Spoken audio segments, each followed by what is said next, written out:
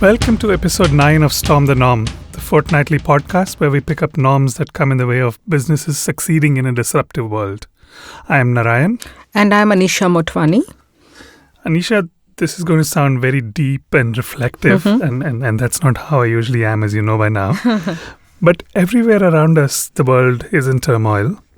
And perhaps the answer to still this turmoil is not at a global or even at a collective level, but at an individual level. That sounds like a very existential contemplation, Narayan. What's happened to you on a Saturday morning? What's in your head?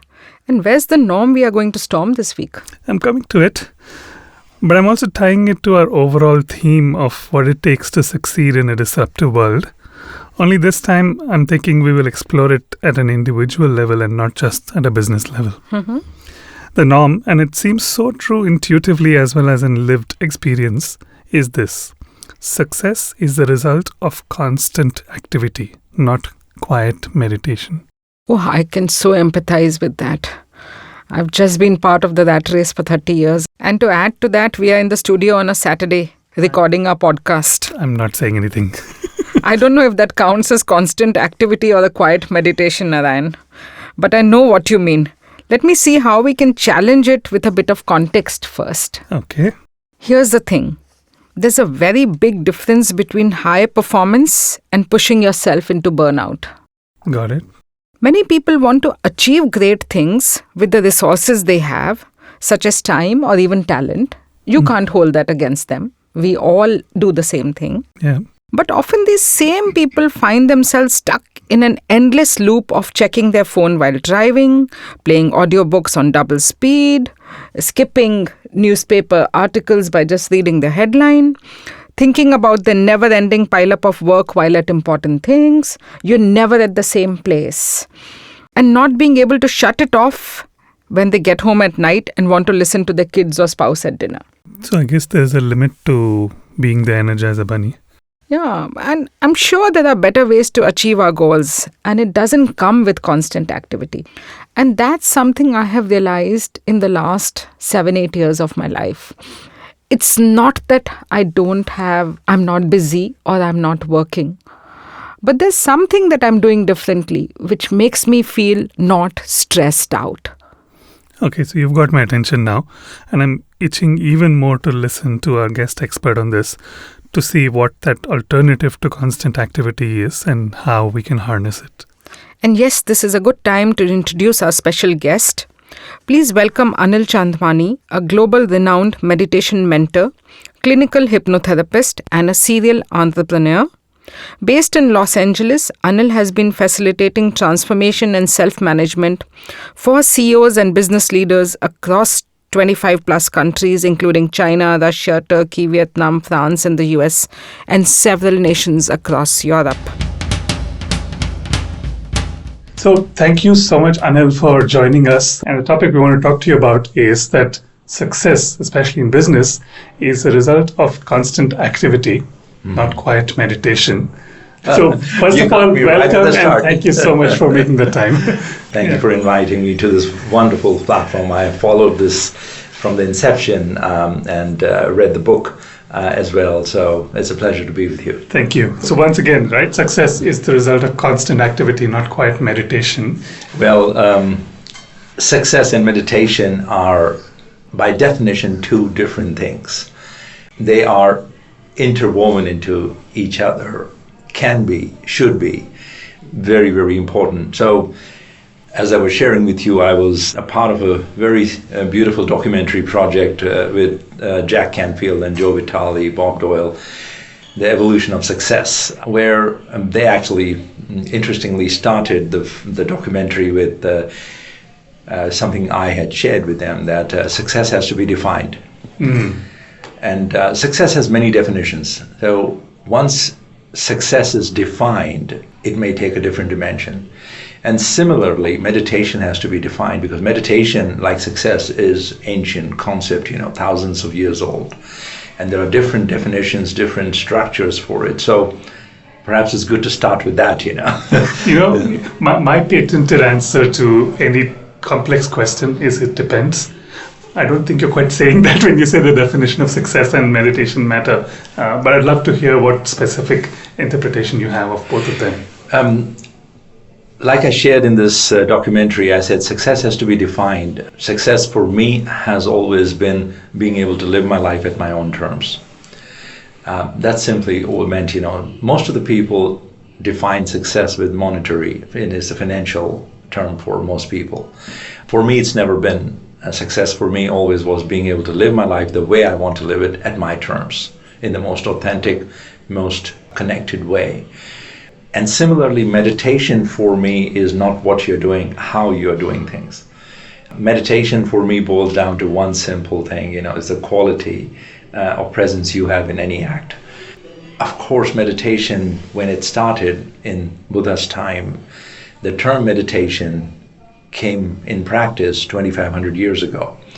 Meditation definitely had a different definition then, imagine a world with 60 million people, which is half the population of many, many cities now. If you go to some of these big cities, they have 30 million people living there. The entire world had 60 million people. So meditation then had a different base understanding. I actually want to pull apart both how you are looking at success as well as how you're looking at meditation. But let me start with meditation, right? It's actually what the two words that you used that really struck a chord with me were mindfulness and presence, I think you said, right? Yes. So in essence, maybe it's not so different from the original definition of meditation in the sense of being present in that moment, completely immersed in just that context versus being scattered everywhere else. Would you say that's kind of what you said? So now meditation in the marketplace, and this will really, really connect with our subject today well, because the standard belief is that for meditation you must sit quietly, you must have a sacred place, you must sit quietly, you must in a certain posture, in a certain way, and then breathe or quiet your mind. What I'm saying and what my understanding is how you bring meditation in the marketplace. It's a quality of living. So any act can be meditation if you bring that quality, if you are able to bring this quality of totality, if you are able to bring this quality of playfulness into any act, being fully present, any act can become meditation. With that quality in meditation, can it contribute to success? Can it contribute to any act of your life, from in your relationship with your children, your love life, your success? Absolutely it can, This might seem too simplistic, but what we're saying is activity, and especially constant activity, can have an element of mindlessness to it. And when I say that, I don't mean stupidity or idiocy, but a lack of presence, a lack of active involvement. But even more interestingly, that the one word that you used just now, playfulness, means that perhaps you're less obsessed with the outcome than the act itself. Than the act itself, right. For sure, success is a discipline. There is no shortcut to that. Like learning any instrument or learning any sport, there is no shortcut to that. You have to have a discipline for success, but it doesn't have to translate to constant busyness and activity. That is craziness. I think that people do that. If you do not have a game plan for yourself, somebody will have a game plan for you and use you. So the biggest problem in success in the entrepreneurial world is now that everyone is telling you how to do things. Everyone wants you to, perfect yourself in a different way. So if you do not have an understanding or a game plan of your own, for sure somebody else is using you, somebody else is making one for you that you'll be paying heavily for. We all have 24 hours in our day. President Obama used his 24 hours in a different way than how Trump is using it. They have different style of functioning. And in business world, we have to define our style, individual style, our company's targets and goals, and then we move into that direction. And this is where I think meditation can help tremendously. I'm paraphrasing and putting together a few words that you said, but the essence that busyness is not necessary for the success of business. I love that principle. Can you talk a little bit more about meditation in the marketplace? What I'm noticing, more and more people who have a lot of money, more and more people who are successful are more dissatisfied, and then they, at that peak of success, start looking for something more. There is a vacuum in them that forces them to look for something beyond money and power and fame. To me, that is reaching a destination that was designed and devised by somebody else. Perhaps your parents, perhaps somebody else. So it's like boarding a flight that landed somewhere. And then taking credit for going there. And then you go, but this is not where I needed to be or I need to be. Yeah. But we are so blinded by the programming right from schooling days, right from the the business community days, that we board this flight, we keep doing things to reach there. But like Buddha was protected from the concept of death all his life. And one fine day he faces someone dying, and then his whole life changes. I think if this whole thing is turned around, if right at the inception we are taught to be ourselves, our authentic selves, then from that, if business evolves or success evolves, there is no possibility of ever anyone reaching and saying, my flight was supposed to go somewhere else, So would you include, authenticity obviously is core to success and the definition and quality of success, but would you include integrity as a key factor in there, personal integrity? That again is a very vast word. When you talk about integrity, or when we talk about integrity, moralities, and they're so burdened. Half of what we are is given to us before birth. Now the other half is given to us very easily by the time we are 11, we reach our puberty days. Now when it is defined by others, I call them the classic 4 Ps, the parents, the politicians, the priests, and people, the society. When my individual integrity and intelligence has so much burden of these 4 Ps in them, it becomes very difficult to see what is mine individually here and what is not. And hence, we continue to do many things that at the end of the day, very difficult for us to define as my own. So the first thing when we start the work of authenticity, which should be done at a very young age, one must define what is mine in this whole process.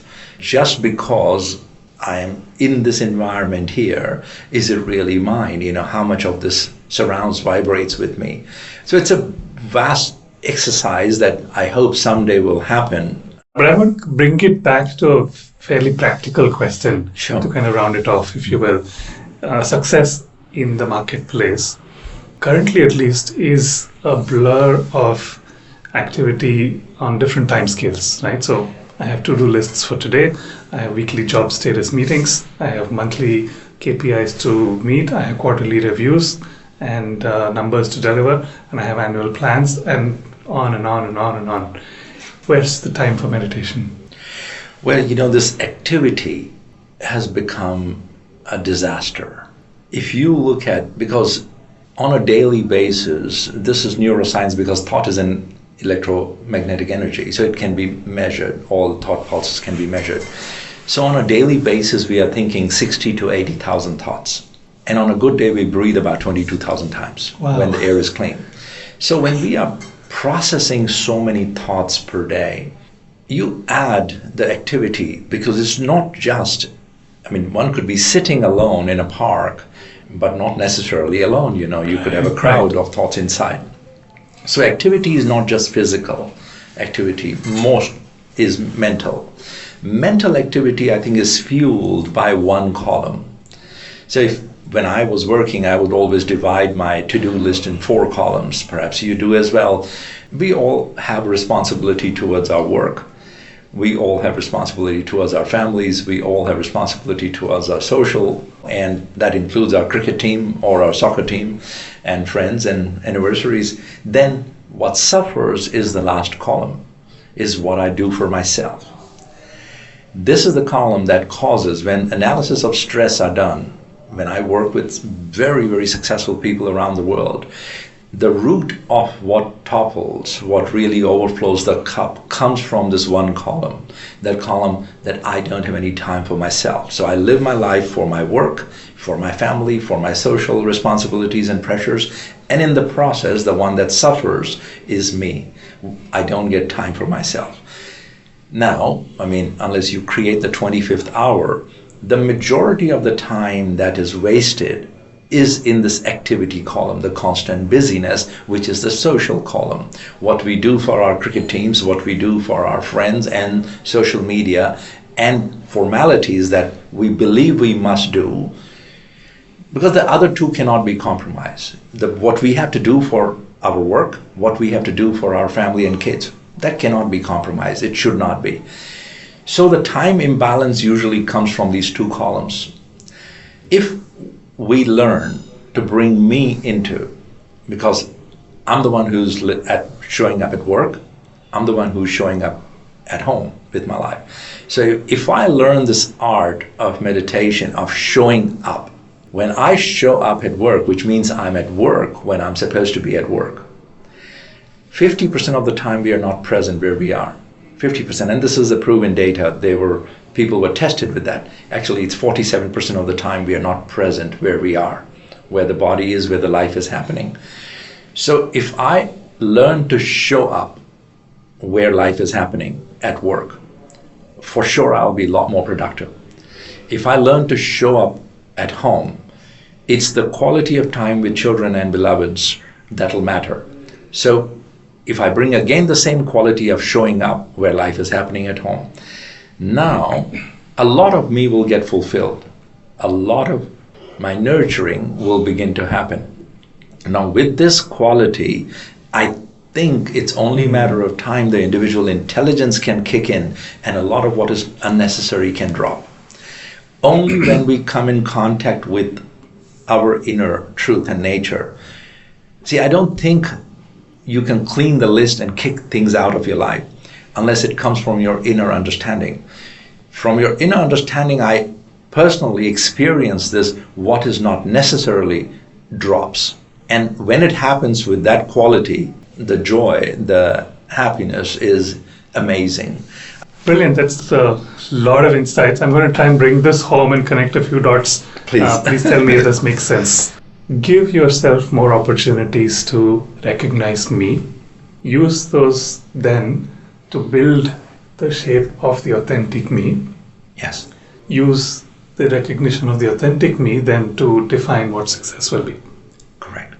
And then you're freeing yourself from the shackles of constant activity. Yeah.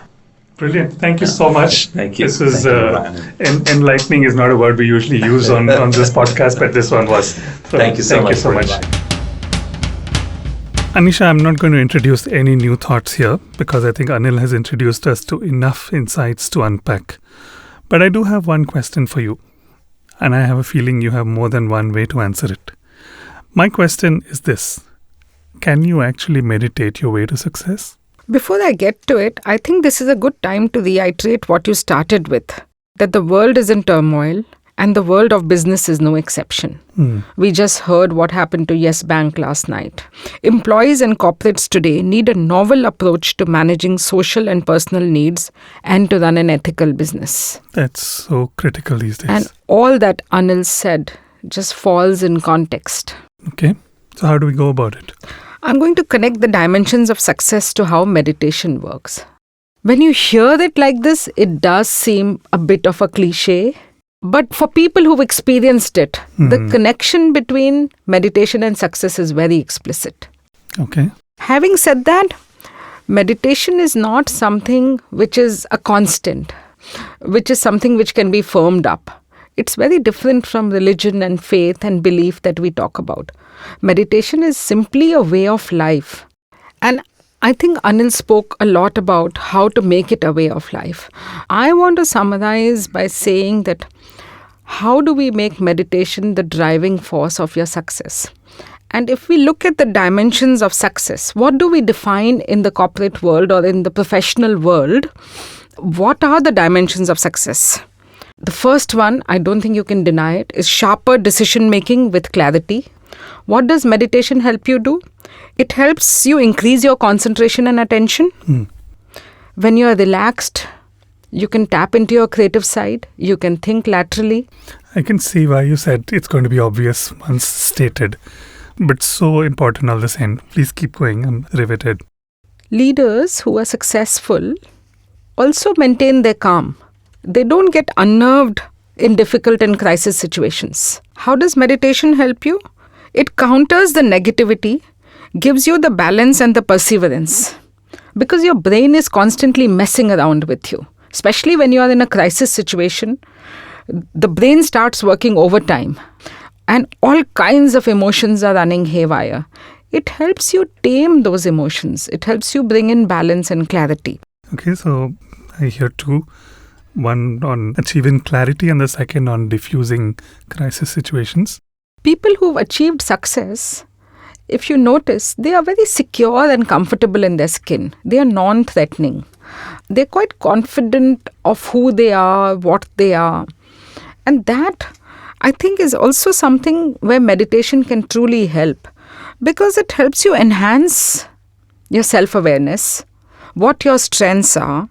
You're not blinded by your own ego and insecurities, and which is the biggest bane of authority figures today. Meditation helps you play to your strengths. And when you play to your strengths, you become a lot more calm and secure.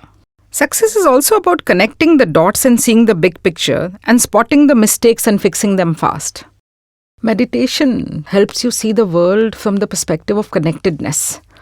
I know meditation is beyond workplace success, but restricting it at this point in time to professional success, because this is a business podcast. But the benefits of meditation go beyond professional success. It's all pervasive in life.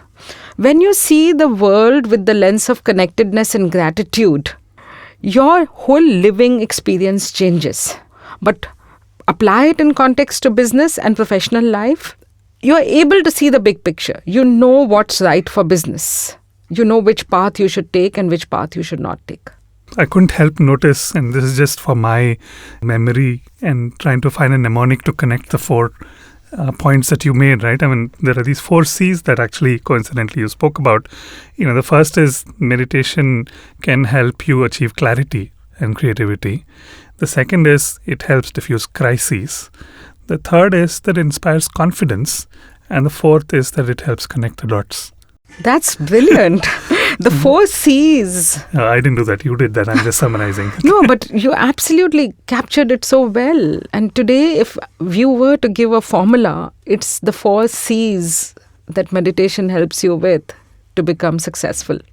So, Anisha, are you saying that all successful leaders practice meditation? That sounds too good to be true. I don't think so. I think in today's day and age, with life becoming so fast-paced, a ritual or a practice or a discipline is going to help fast-track this process of conscious living.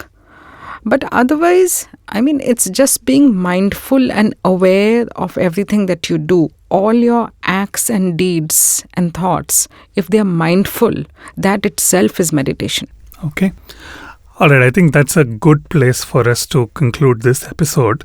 Again, as usual, if I had to pick one thing to take out from this entire episode, from among the many insights that we've unlocked here, it would be to say that it's a watch out, actually, that meditation, like success, is not unidimensional. It's got many layers to it. Unfortunately, today, it's getting glibly packaged and commodified versus truly being harnessed for what it can enable. And perhaps the insights we've uncovered today can help us to harness it in truly the way that it can be. That brings us to the end of episode 9 of Storm the Norm. This is Narayan. And Anisha. Signing off for now. You can catch us on Apple Podcasts and SoundCloud by just searching for Storm the Norm. We'll be back with a new episode in a couple of weeks. Oh, and if you have a comment or question on what you hear, we're easy to find on Twitter, Facebook, or LinkedIn. Just search for the Storm the Norm handle. Thank you and talk to you soon. Thank you.